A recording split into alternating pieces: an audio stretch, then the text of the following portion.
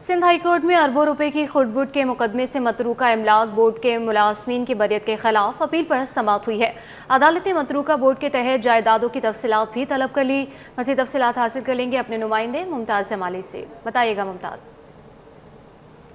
देखिए जी, आज Sindh high court Karachi में जस्टिस सलाउद्दीन पंवर की सरबराही में मतरूका अमलाक बोर्ड में अरबों रुपए के खुर्द-बुर्द में मुल्ज़िम की बरियत के खिलाफ अपील पर आज समाअत हुई है।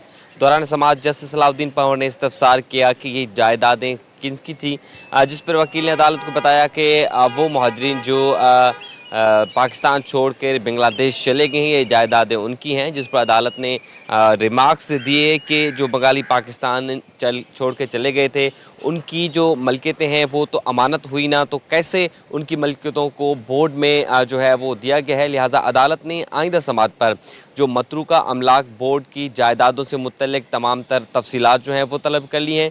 साथ ही साथ इसी मुकदमे में जो बरी होने वाले दोनों मुल्ज़मान को भी नोटिस जो हैं वो जारी कर दिए हैं और 3 हफ्तों तक जवाब भी तलब कर लिया है। जो दरख्वास्त गुजार के वकील हैं उनका ये मौक़िफ़ है कि 16 दिसंबर 1971 के हिजरत करने वाले जो उनकी जायदादें हैं उनकी देखभाल के लिए 1975 में एक जो है एक्ट बनाया गया और एक्ट के तहत एक बोर्ड बनाया गया और बोर्ड का काम यही था कि जो मतरूका अमलाक है उनकी देखभाल की जाए। इसमें जो दरख्वास्त गुजार के वकील हैं उनका ये भी कहना था कि इन मुलाजमीन ने वो जो मतरूका अमलाक थी उनसे जो सेविंग आती थी वो नेशनल बैंक में रखी गई और वहाँ पर नेशनल बैंक और इन मुलाजमीन ने मिली भगत से 1 अरब से ज़ायद और 1 अरब 20 करोड़ रुपए जो हैं वो करप्शन की है। लिहाजा मुल्ज़मान जो है मुकदमे से बरी हुए और बरियत के खिलाफ आज अदालत में दरख्वास्तों पर समाअत दी। जी बहुत शुक्रिया आपका मुमताज़ जमाली। आगे बढ़ते हुए आपको बताएं कि मुबैना तौर पर कॉफ़ी पीने से शहरी की हलाकत का केस रेस्टोरेंट के मालिक मसूर अहमद की ज़मानत कबल अज़ गिरफ्तारी की दरख्वास्त पर समाअत हुई है। अदालत ने दरख्वास्त मुस्तरद कर दी है। मज़ीद तफसीलात बताएंगे जवाद आसिफ।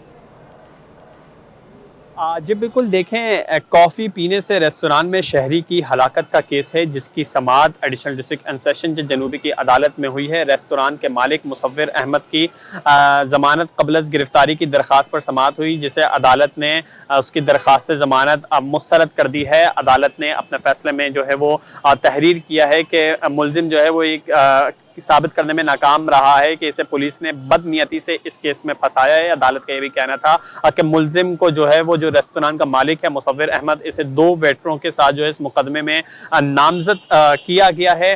जो मकतूल है इस्तगासा के मुताबिक वो मुल्जिम से एक कारोबार की डील के सिलसिले में इससे रेस्तोरां पे आकर मिला। मुल्जिम की जानिब से जो है इसे कॉफ़ी पेश की गई थी और उस कॉफ़ी में जो मंशियात की मिकदार थी वो ज़्यादा थी जिसके पीने के बाद जो है वो इसकी हालत बिगड़ गई थी और इसकी हलाकत जो है वो वाक़ई हुई थी। जबकि इस्तगासा का ये भी कहना था कि मेडिकल रिपोर्ट से भी ये बात साबित होती है। लिहाजा मुल्ज़िम इस मरहले पर ज़मानत का हकदार नहीं है, इसे फौरी गिरफ्तार करके जो है वो जेल भेजा जाए। मुल्ज़िम के खिलाफ थाना दरख्शा में मुकदमा दर्ज किया गया था। मुकदमे में कत्ल की दफ़ा भी शामिल की गई थी। एक बात करेंगे स्टॉक मार्केट की। स्टॉक मार्केट तारीख की नई बुलंद तरीन सतह पर पहुंच चुका है। 100 इंडेक्स 93,000 की सतह को अबूर कर गया। स्टॉक माहिर शहरयार भट्ट का कहना है कि सरमायाकारों का एतमाद बहाल हो गया। मार्केट में नए इन्वेस्टर्स आ रहे हैं। काविश मेमन से तफसीलात हासिल कर लेते हैं। बताइएगा काविश।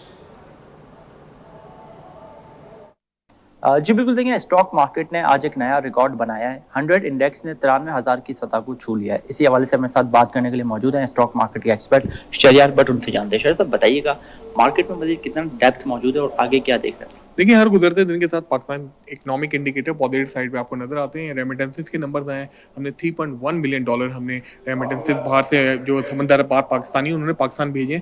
आप अंदाजा कर सकते हैं कि पहले 4 माह में हमें 11 अरब से ज़ायद रेमिटेंसेस मौसूल हैं, जबकि IMF का प्रोग्राम से $7 अरब का। तो इसके साथ साथ हम देख रहे हैं कि जो हमारे रिजर्व हैं वो भी $11 अरब से ज़ायद हो चुके हैं। तो ओवरऑल सिचुएशन काफ़ी ज़्यादा पॉजिटिव साइड के ऊपर हमें नजर आती है। उसकी रिफ्लेक्शन पाकिस्तान स्टॉक मार्केट का इंडेक्स दिखाता है। सरमाकारों का जो एतमाद है वो डे बाय डे इंक्रीज होता जा रहा है, जो आपको वॉल्यूम साइड के ऊपर नजर आता है।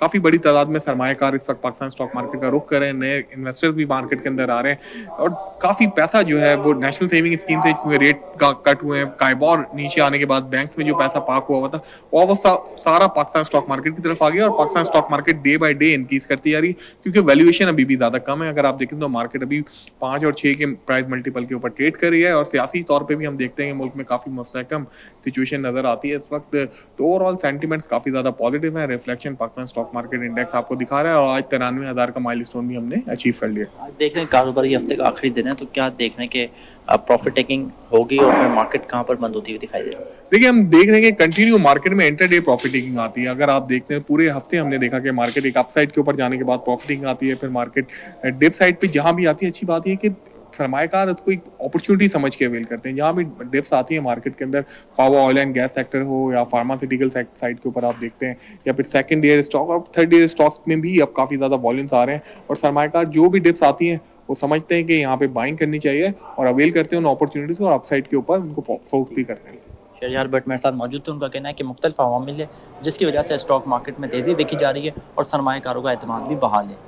जी, और मुल्की मईशत के लिए एक और अच्छी खबर सामने आ गई। पाकिस्तानी वर्कर्स ने अक्टूबर 2024 में 3 अरब 5 करोड़ डॉलर की तरसीलात ज़र भेजी। अक्टूबर 23 के मुकाबले अक्टूबर 24 में तरसीलात ज़र में 24% का इजाफा रिकॉर्ड किया गया। इस हवाले से तफसीलात हासिल कर लेते हैं अशरफ खान से। अशरफ, बताइएगा। देखिए, मुल्की मईशत की अच्छी खबर है कि माह अक्टूबर में 3 अरब डॉलर से ज़र की तरसीलात ज़र तारीख में पहली बार मौसूल हुई है। और यहाँ पे देखा जाए पाकिस्तानी वर्कर्स ने बैलेंस नंबर से अक्टूबर 24 में 3 अरब 5 करोड़ डॉलर की तरसीलात ज़र भेजी है, जो कि अक्टूबर 23 के मुकाबले अक्टूबर 24 में तरसीलात ज़र में 24% का बड़ा इजाफा है।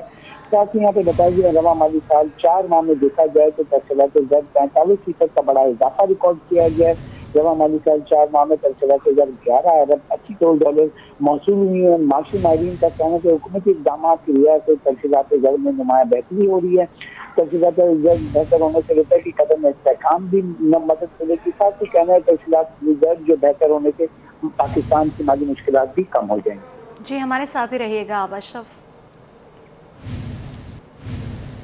मुआशी अदाद-ओ-शुमार बेहतर होने पर बिजनेसमैनों की उम्मीद जाग उठी। सदर all Pakistan food association Rashid Siddiqui कहते हैं कि तरसीलात ज़र रिकॉर्ड आई, तिजारती खसारा कम हुआ, शरई सूद भी कम हुई है। अब हुकूमत बिजली के रेट में भी कमी का ऐलान करे। तफसीलात हासिल कर लेते हैं हमारे नुमाइंदे अशरफ खान से। मार्च अदद-ओ-शुमार बेहतर आ रहे हैं। तरसीलात ज़र देखें अक्टूबर में 3 अरब 5 करोड़ डॉलर आई। साथ ही दीगर डाटा भी बेहतर आए। क्या इम्पैक्ट होगा, क्या मुतालबा जानते हैं। ऑल पाकिस्तान फूड एसोसिएशन के जो सदर राशिद सिद्दीकी के हमारे साथ मौजूद हैं। माशी अदद-ओ-शुमार बेहतर आ रहे हैं, आप क्या कहेंगे? बहुत अच्छी बात है और माशी अदद वाकई में बहुत अच्छे होते जा रहे हैं। जैसे डॉलर की स्टेबिलिटी चल रही है, सूद कम से कम होता चला जा रहा है और इस दफ़ा आपको मालूम है जो रेमिटेंसेस आई वो भी एक रिकॉर्ड रेमिटेंस। ये तमाम इंडिकेशंस इस वक्त बड़ी अच्छी जा रही हैं और बड़ी पॉजिटिव जा रही हैं। एक मसला अभी भी बाकी है और वो है बिजली के बिलों का, क्योंकि टैरिफ जब तक बिजली का बिल कम नहीं होगा जब तक डेफिनेटली हमारा एक्सपोर्ट मार्केट के अंदर हमको कंपटीशन करने में इंतहाई दुश्वारी होगी। और हमको ये बात ज़रूर समझनी चाहिए और ज़रूर जाननी चाहिए। और हमारे जो ऊपर लोग बैठे हुए हैं, और बल्कि मैं आपके तवज्जो से जनरल आसिफ मुनीर से भी रिक्वेस्ट करना चाहूँगा कि उन्होंने बहुत सारी कमिटमेंट करी और तमाम कमिटमेंट अपनी पूरी करते जा रहे हैं और उन्होंने बहुत सीरियस लिया हुआ है बिजनेस कम्युनिटी को और इंडस्ट्री को और पाकिस्तान की मईशत को उन्होंने बहुत सीरियस लेके उसके ऊपर उन्होंने बहुत ज़्यादा फोकस किया हुआ है। तो इस बात को भी ज़रूर फोकस करें कि जो पाकिस्तान की जो बिज़नेस कम्युनिटी है, इनका जो कंपटीशन है वो टर्की के साथ है, इनका कंपटीशन इंडिया के साथ है, इनका कंपटीशन चाइना के साथ है, इनका कंपटीशन वियतनाम और कंबोडिया के साथ भी है। तो उन जगहों पे जो बिजली के टैरिफ है, जो यूटिलिटीज़ के बिल हैं, जो टैरिफ है वो सिंगल डिजिट में आ रहा होता है, 4 सेंट 5 सेंट इस तरह से आ रहा होता है। हमारे इस वक्त जो बिजली का रेट है वो उनके मुकाबले में 4 गुना 5 गुना ज़्यादा है। ठीक है, तो इसलिए अगर हमने बिजली के रेट के ऊपर काबू नहीं पाया, अगर हमने बिजली के रेट को कम नहीं करा तो हमारी एक्सपोर्ट नहीं बढ़ सकती, हमारी मैन्युफैक्चरिंग की कॉस्ट यहाँ पे कम नहीं हो सकती। और अगर हमारी एक्सपोर्ट नहीं बढ़ेगी तो हमारे मुल्क की मईशत डेफिनेटली एक बैलेंस उसके ऊपर नहीं आ पाएगी। जी, जैसा कि आपने सुना, कहा कि माशी अदद-ओ-शुमार बेहतर आ रहे हैं, खुश आइंदे, लेकिन साथ ही कहा है कि जो वादे किए गए हैं उसको भी पूरा किया जाए। बिजली की कीमत में अब कमी करनी होगी क्योंकि रीजनल ममालिक से मुकाबला मुश्किल हो गया है। सिंध गवर्नमेंट अस्पताल लियाकताबाद की सीटी स्कैन मशीन 8 बरस से गैर फाल है और ख़राब मशीन का सामान भी मुबैना तौर पर चोरी कर लिया गया है। इस हवाले से मज़ीद तफसीलात हमें बता रहे हैं वहाँ मौजूद हमारे नुमाइंदे इब्राहिम रेन। जी देखिए, बिल्कुल इस वक्त हम मौजूद है सिंध गवर्नमेंट अस्पताल लियाकताबाद में, जहां की सीटी स्कैन तकरीबन 8 बरस से गैर फाल है और जो गैर फाल मशीन थी उसका भी कीमती सामान जो है मुबैना तौर पर चोरी करके जो फ़रोख्त कर दी गया है। इस हवाले से हमारी बात हुई इंतजामिया से, तो उनका कहना था कि ये जो सामान है ये पहले ही फ़रोख्त हो चुका था और ये सिटी स्कैन मशीन उनके आने से पहले थी। जो मौजूदा अस्पताल के एमएस है डॉक्टर अतीक का ये कहना था, जबकि हमारे कैमरामैन दिखा सकते हैं कि ये अंदर के मनाज़िर हैं जो कि एमरजेंसी की सूरत हाल है, जहाँ पर कुछ अर्से पहले तकरीबन फरवरी के महीने में आग भी लगी थी। उसके बाद यहाँ पर जो डिपार्टमेंट को आर्जी तौर पर जो है वो शिफ्ट किया गया था। जबकि इसके अलावा हमारे कैमरामैन दिखा सकते हैं कि तो ये 2 रूम हैं जहाँ पे सिटी स्कैन मशीन यहाँ पर मौजूद है। दोनों कमरों को यह ताला लगा दिया गया और यहाँ पर अभी नई मशीन मंगवाई नहीं जा सकी। तो इस हवाले से हमारी बात हुई अस्पताल के एमएस डॉक्टर अतीकुर रहमान से, तो उनका कहना था कि नई मशीन के लिए जो है उन्होंने जो है आला हुकाम को आगाह कर दिया कि यहाँ पर नई मशीन की ज़रूरत है, लेकिन अभी तक जो है वो नई मशीन नहीं मंगवाई जा सकी, जिसकी वजह से यहाँ पर आने वाले मरीज़ों को शदीद मुश्किलात का सामना करना पड़ता है, क्योंकि ये गुंजान आबाद इलाके पे मुश्तमिल है। सिंध गवर्नमेंट अस्पताल लियाकताबाद जो कि कराची के मुख्तलिफ इलाकों को कवर करता है, खासतौर पर Liaquatabad, north Nazimabad, north Karachi, new Karachi, Mangho Pir और दीगर मुल्का इलाकों को भी कवर करता है। और यहाँ पर बड़ी तादाद में आए रोज़ मरीज हैं वो रिपोर्ट होते हैं, ज़ख्मी होते हैं या कोई दिमागी बीमारी के साथ आते हैं, तो उनको सीटी स्कैन कराने की ज़रूरत पड़ती है। लेकिन सीटी स्कैन मशीन गुज़श्ता 8 बार से गैर फ़ाल है और जो गैर फ़ाल थी उसका भी सामान मुबैना तौर पर चोरी कर लिया गया। तो इस हवाले से अभी तक ये शुरू नहीं हो सकी। तो हुकूमत सिंध को भी चाहिए कि फ़ौरी तौर पर यहाँ पर सीटी स्कैन मशीन या तो नई नस्ब करे या फिर इसी को बनवाए, ताकि यहाँ पर आने वाले मरीज़ों के जो दिमागी टेस्ट हैं और सीटी स्कैन के हवाले से दीगर जो ज़रूरी डॉक्टर लिखते हैं तो वो सीटी स्कैन के टेस्ट भी यहाँ पर हो सकें, ताकि यहाँ पर आने वाले मरीज़ों को कहीं दूर अस्पतालों में जाने की ज़रूरत ना पड़े। जी दूसरी जानिब मौसम बदलते ही अस्थमा के केसेस में इजाफा का खदशा पैदा हो गया है। तिबी माहिरीन ने खतरे की घंटी भी बजा दी। सीनियर रजिस्ट्रार जिना अस्पताल डॉक्टर हालार के मुताबिक मौसम सरमा की आमद के साथ ही अस्थमा के केसेस में इजाफा हो जाता है। तफसीलात हासिल कर लेते हैं फरहान खान से। जी बिल्कुल, शहर कैद के मौसम की करवट के बदलते के साथ ही मुख्तलिफ बीमारियां जो है वो परवान चढ़ती हैं। हम देख रहे हैं कि शहर कैद का मौसम जो है इस वक्त तब्दीली की तरफ बढ़ रहा है। इसी के साथ साथ माहिरीन के मुताबिक मौसम की तब्दीलियों के साथ ही अस्थमा और दमे के केसेस में एक बार फिर जो वो इजाफे का खदशा हो सकता है। फ़िज़ाई मेयार जो वो शहर कैद का मुज़र सेहत जो वो गुज़िश्ता कई रोज़ से हम देख रहे हैं कि नज़र आ रहा है। इस वक्त हमारे साथ JPMC के सीनियर रजिस्ट्रार डॉक्टर हालार मौजूद हैं। बहुत शुक्रिया डॉक्टर हालार आपके वक्त का। मुझे बताइएगा, शहर कैद का मौसम जो वो तब्दील हो रहा है, क्या लगता है कि मौसम की जो है वो तब्दीली और फ़िज़ाई आलूदगी की जो वो ख़राबी अस्थमा और दमे के केसेस में कितनी इजाफा कर सकती है? जब भी मौसम तब्दील होता है, जैसे गर्मी से सर्दी कन्वर्ट होती है, तो वो जो फर्स्ट डेज़ होते हैं, पहला महीना या पहले 2 महीने होते हैं, वो बड़े इंपॉर्टेंट होते हैं, क्योंकि हमारा जिस्म, हमारी आदत सारी गर्मी पे सेटल होती हैं। और जैसे ही मौसम तब्दील होता है, सर्दी आती है, तो हम वही ठंडा पानी का पीना और वही बाहर घूमना फिरना, ये चीज़ें जारी रखते हैं। इससे क्या हो जाता है कि जो वायरल इन्फेक्शंस हैं, खास करके जो रेस्पिरेटरी ट्रैक्ट इन्फेक्शंस हैं, उनका ज़्यादा हो जाता है। और यहीं पे ही जो अस्थमा के मरीज़ हैं, दमे के मरीज़ हैं, COPD के मरीज़ हैं, उनकी जो एग्जर्सिबेशन है वो भी ज़्यादा हो जाती है और वो फिर ज़्यादा सीरियस होकर हमारे पास आते हैं। डॉक्टर हालार, जहाँ जो वो इजाफे का खदशा है, तो वहीं इस मौसम के बदलते ही जो वो शहरियों को क्या एहतियात करनी चाहिए कि जिससे वो इस दमा और अस्थमा के केसेस में जो वो कमी ला सके? देखिए, सबसे पहले तो मैं यही कहूँगा कि जो बेसिक्स हैं वो फॉलो करने चाहिए। मास्क पहनना चाहिए। जिसको ज़ुकाम है वो अपने आप को खुद ही आइसोलेट करे, कम्युनिटी उसको आइसोलेट ना करे। वो हाथ ना मिलाए, वो अपने टॉयल्स अलग कर दे, वो अपनी बर्तन अलग कर ले, ताकि वो जो वायरल इन्फेक्शन है वो उसके जिस्म से चला जाए, वो किसी और में ना आए। यहाँ पे ज़्यादातर हम उन लोगों को टारगेट करते हैं जो डायबिटिक होते हैं, TB के मरीज़ होते हैं, जिनके लंग्स पहले से ही जो ख़राब होते हैं, या जो स्मोकिंग करते हैं, उनको ज़्यादा एहतियात बरतनी चाहिए। और जो ओल्ड एज हैं, बुज़ुर्ग लोग हैं या हाइपरटेंसिव लोग हैं, दिल के मरीज़ हैं, उनको ज़्यादा एहतियात बरतनी चाहिए, क्योंकि उनके पहले ही मसले ज़्यादा चल रहे होते हैं। और जब दोबारा RTI हो जाता है, रेस्पिरेटरी इन्फेक्शन हो जाता है, उनके लिए ज़्यादा मसले हो जाते हैं, तो ज़्यादा मुश्किल हो जाती है। सीनियर रजिस्ट्रार डॉक्टर हालार हमारे साथ मौजूद है, जिन्होंने तफसीली बताया कि किस तरीके से जो वो मौसम की तब्दीली के साथ ही मुख्तलिफ बीमारियाँ जो वो परवान चढ़ती हैं, साथ ही जो वो अस्थमा और दमे के केसेस में भी जो वो इजाफे का खदशा है। शहरी मौसम की तब्दीलियों के साथ ही अपनी जो वो एहतियाती तदाबीर का खास ख्याल रखें, ताकि इनकी शरह को जो वो कम से कम रखा जा सके। जी, assistant commissioner north नासिमाबाद Humair Ahmed ने तीसरी फ्री मेडिकल कैंप का इफ्तिताह कर दिया। कैंप UC10 मुस्तफ़ाबाद के इलाके खलीलाबाद में लगा दिया गया है। हमारे नुमाइंदे रिजवान अहमद इस वक्त असिस्टेंट कमिश्नर के साथ ही मौजूद हैं। बताइएगा रिजवान।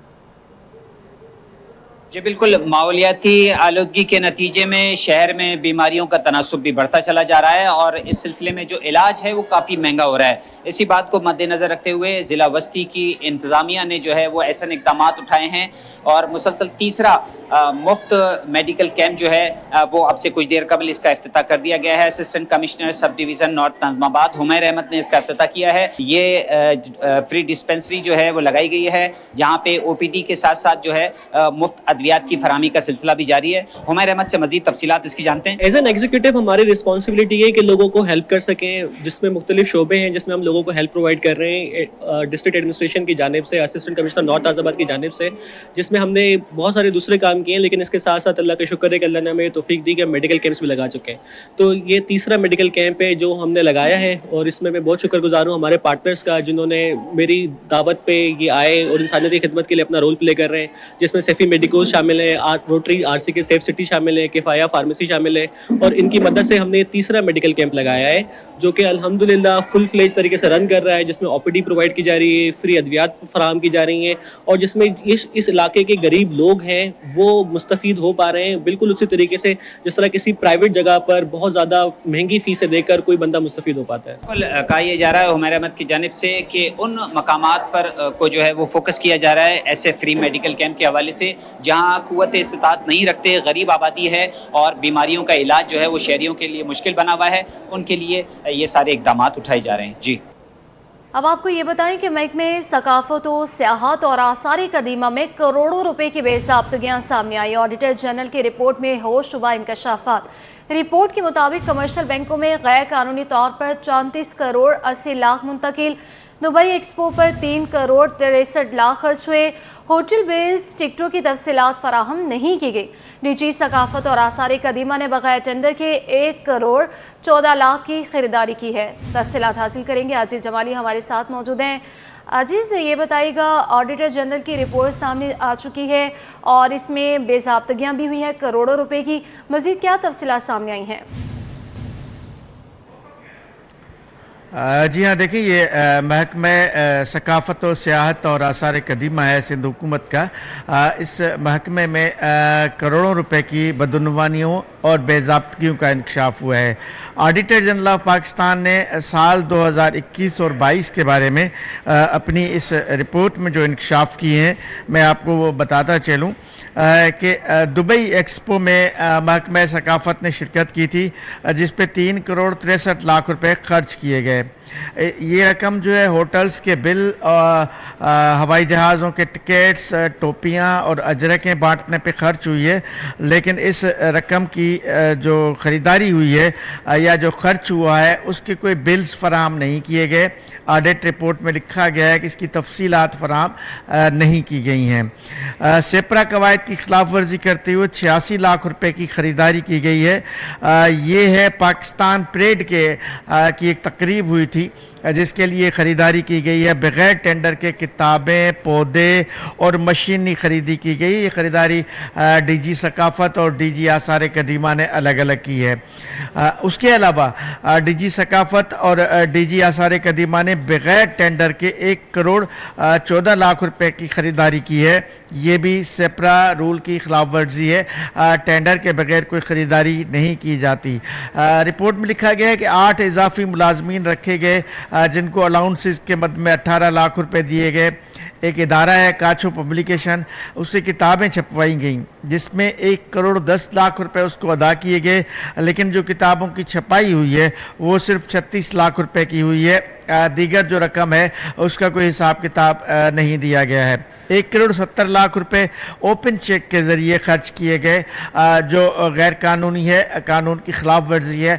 ओपन चेक पर पैसे खर्च नहीं किए जाते। HR डिपार्टमेंट ने 58 लाख रुपए की बेज़ाब्तगियाँ की हैं इस रिपोर्ट के मुताबिक, जबकि महकमे सियाहत और सकाफ़त के जो अकाउंट है उससे कमर्शियल बैंकों में 34 करोड़ 80 लाख रुपए मुंतकिल किए गए जो भी गैर कानूनी है। चूँकि ये महकमा सियाहत और सकाफ़त के अकाउंट में ही ये रकम होती है। सिंध गवर्नमेंट का जो अकाउंट है, कमर्शियल बैंकों में इनके अकाउंट्स नहीं होते। तो ये इंकशाफात किए हैं ऑडिटर जनरल ऑफ पाकिस्तान ने महकमा सकाफ़त और सियाहत के बारे में। जी, बहुत शुक्रिया आपका। आजिज़ जमाली हमारे साथ ही मौजूद थे। महकमा सकाफ़त और सियाहत और आसार कदीमा में करोड़ों रुपए की बेज़ाब्तगियाँ सामने आ चुकी हैं। ऑडिटर जनरल की रिपोर्ट में ये होशरुबा इंकशाफात हुए हैं। और दूसरी जानिब पंजाब में धुंध के बाइस कराची से रवाना होने वाली कई ट्रेनें ताख़ीर का शिकार। पाकिस्तान एक्सप्रेस, कराक्रम, रहमान बाबा, सखर एक्सप्रेस और पाक बिजनेस एक्सप्रेस लेट हुई हैं। तफसील हासिल कर लेंगे हमारी नुमाइंदा अक्सा शाहिद से ही। जी बिल्कुल, मैं एक बार फिर से कराची कैंट स्टेशन पर मौजूद हूँ और बात कर लेते हैं ट्रेनों की रवानगी के हवाले से। तो एक बार फिर से जो है वो कराची से रवाना होने वाली कई या चंद ट्रेनें जो वो ताख़िर का शिकार नहीं, बल्कि आज कराची से रवाना होने वाली तमाम ट्रेनें जो वो ताख़िर का सामना है। जैसे कि बात कर लें कराची एक्सप्रेस, अल्लामा इकबाल एक्सप्रेस, कराक्रम एक्सप्रेस की या फिर पाकिस्तान एक्सप्रेस की, तमाम ट्रेनें जो वो कराची से ताख़िर से रवाना होंगी। इसकी वजह यह है कि पंजाब में बढ़ती हुई फॉग के हवाले से जो ट्रेनों की रफ्तार होती है उसको जो है वो स्लो कर दिया जाता है। लिहाजा ये देखा जा रहा है कि पंजाब में बढ़ती हुई धुंध की वजह से ट्रेनों की रफ्तार को काफ़ी स्लो किया जा रहा है, जिसकी वजह से ट्रेनें जो वो कराची ताख़िर से पहुंच रही हैं, जिसके बायस वो अपने मुकर्रर वक्त पर जो वो रवाना नहीं हो पा रही। ट्रेनें जब यहाँ पर ताख़िर से पहुँचेंगी तो वो वॉशिंग लाइन में जाएंगी, वहाँ खड़ी होती है, वहाँ उनको जो है वो फिर से मेंटेनेंस किया जाता है। फिर जब रवाना होने का वक्त आता है तो ताख़िर हो रही है। लिहाजा हम यहाँ पर देख रहे हैं कि मुसाफिर का रश जो है वो आहिस्ता आहिस्ता जो है वो बढ़ने लगेगा, क्योंकि 1, 2, 3 बजे का जो वक्त होता है ये ऐसा होता है कि इसमें बैक टू बैक ट्रेनें जो है वो रवाना होती है। Allama Iqbal express, Pakistan express, Karakoram express और पाक बजिस एक्सप्रेस जो है वो ये आधे घंटे के वक्फे से रवाना होती है। लेकिन आज ये देखा जा रहा है कि पाकिस्तान एक्सप्रेस 7 घंटे ताख़िर का शिकार है, जबकि अल्लामा इकबाल एक्सप्रेस 3 घंटे और कराक्रम एक्सप्रेस जो है वो 3.5 घंटे ताख़िर से जो रवाना होगी। शाम को रवाना होने वाली ट्रेनों की बात करें तो मिल्लत एक्सप्रेस और कराची एक्सप्रेस और हज़ारा एक्सप्रेस भी जो है वो ताख़िर से रवाना होगी। इस तरह हम बात करें तमाम ट्रेनों की तो आज तमाम ट्रेनें जो है वो लेट है और बढ़ती हुई फॉग की वजह से जो ट्रेनें यहाँ पर जो वो लेट पहुँची तो लेट ही रवाना हो रही है। लिहाजा ये देखा जा रहा है कि जैसे जैसे फॉग बढ़ती जाएगी तो ट्रेनों की जो है वो ताख़िर का सिलसिला जो है वो देखा जाएगा। इस वक्त यहाँ पर जो शालीमार एक्सप्रेस जो है कराची कैंट स्टेशन पर पहुँची है। मुसाफिरों का रश जो है वो यहाँ पर बढ़ता हुआ जो है वो देखा जा सकता है। मुसाफिरों को बड़ी मुश्किलात का सामना होता है, क्योंकि रेलवे की जानिब से जो शेड्यूल जो है वो जारी किया जाता है वो काफ़ी लेट जारी किया जाता है, जिसकी वजह से मुसाफिर जो है वो काफ़ी तादाद में यहाँ पर आके जो इंतज़ार कर रहे होते हैं। उनको बड़ी मुश्किलात का सामना होता है कि 6 से 7 घंटे इंतज़ार करना जो है वो किसी अज़ियत से कम नहीं। जी, अब आपको बताएं कि शहर कायद के बासी पानी के लिए तरस गई। कराची के मुख्तलिफ इलाकों की बात करें जहां पर पानी मुयस्सर नहीं है। कराची के मुख्तलिफ इलाकों की तरह लियाकताबाद FC एरिया में भी पानी का किल्लत है। शहरी परेशान, कहते हैं पानी का मसला जल्द हल किया जाए। तफसील जानते हैं नुमाइंदा अक्सा शेख से। जी बिल्कुल, हम इस वक्त मौजूद हैं कराची के इलाके लियाकताबाद में और यहाँ भी मुख्तलिफ इलाकों की तरह पानी की किल्लत का सामना है। आप मेरे कप में देख सकते हैं यहाँ पे एक पानी की टंकी लगी हुई है जहाँ गैलन रखे हुए। लोग मुश्किल से यहाँ से 3-4 दिन में यहाँ टैंकर आता है तो लोग पानी भरते हैं। शहरी ख़वातीन हमारे साथ मौजूद हैं जो यहीं की रिहायशी हैं, इनसे बात करते हैं। 5 साल से ज़्यादा ही हो गए इससे, और है ना बड़ी मुश्किल होती है जब पानी आता है। यहाँ इतना रश लग जाता है, अभी तो कोई भी टैंकर वो नहीं है, कैन वगैरह नहीं, तो यहाँ तक आ जाते हैं कैन जहाँ हम खड़े हुए। तो 3-4 दिन बाद सिर्फ ये एक ही टैंकर डलवाते हैं, तो उस एक टैंकर में इस पूरे इलाके का हो जाता है? नहीं होता कहाँ है, बड़ी मुश्किल से होता है। फिर लोग अपनी टंकियाँ डलवाते हैं, पानी की खरीद के वो डलवाते हैं, इस तरीके से डलता है। ये आप हमें बताएं कि किस तरीके से आप अपने घर का गुजारा कर रहे हैं? बस मेरे तो बच्चे काम पे चले जाते हैं, 2 बच्चे, अब मैं खुद अकेली भरती हूँ पानी, तो मेरी हड्डियाँ टूट गई हैं। घुटने से गिर गए, पानी ले जा रही थी, मेरी हड्डी टूट गई घुटने की, 3 जगह से टूटी है। अब मैं क्या करूं, पानी कहाँ से भर रही हैं हम? पानी की अदम फराहमी का तो सबको ही सामना है। कुछ और ख़वातीन हमारे साथ मौजूद हैं। आप हमें बताएं कि आप अपने घर का गुजारा कितनी मुश्किल से कर रही हैं? बहुत मुश्किल से होता है। एक टैंकर होता है, उसी में सब इतने लोग आ जाते हैं कि इतना पानी का होता ही नहीं है। एक टैंकर डालकर जाता है, पानी इतने लोग ले रहे होते हैं तो कहाँ पूरा पड़ता है पानी। जी बिल्कुल, ख़वातीन हमारे साथ मौजूद थी। लियाकताबाद के FC एरिया में हम मौजूद थे तो उनका यही कहना था कि हमें पानी फराहम किया जाए, क्योंकि यहाँ पर भी जो इस टैंकी के अंदर टैंकर डलवाया जाता है वो सरकारी सतह पर डलवाया जाता है, तो इनके घरों में पानी नहीं आता। ख़वातीन बड़ी मुश्किल से अपने घर का गुजारा कर रही हैं, तो इनका यही मुतालबा है कि इनको पानी फराहम किया जाए ताकि इनकी ज़िंदगी थोड़ी आसान हो सके। जी।